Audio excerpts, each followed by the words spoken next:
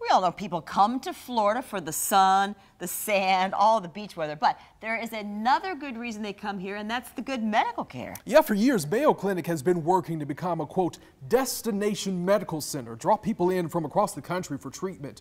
All new tonight at 5, our Juliette Dreyer got a sneak peek at the newest addition to Mayo's Florida campus. They have saved my life so many times. Hollis Youngner has put her life in Mayo Clinic's hands. She was first diagnosed with breast cancer in 2012. It came back 2 years later. Spread to the lining around my heart, spread to my liver, my lungs, my abdomen.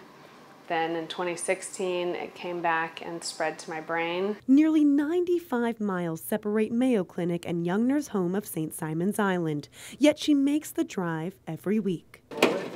Workers are still putting the final touches on the Mangurian building, Mayo Clinic's latest effort to draw people from near and far for treatment. Opening to the public on August 6th, the 5-story building can expand to 12.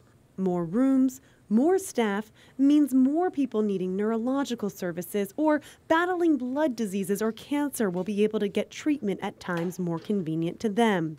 The building houses 43 chemotherapy infusion rooms.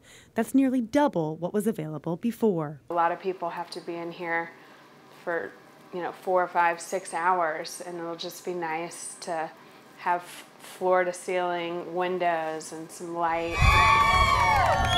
Meanwhile, Youngner continues her fight, but she knows she's not fighting alone. They are so close. I feel like Mayo is going to find a cure in my lifetime, and I cannot wait for that day. Juliette Dreyer, First Coast News on your side.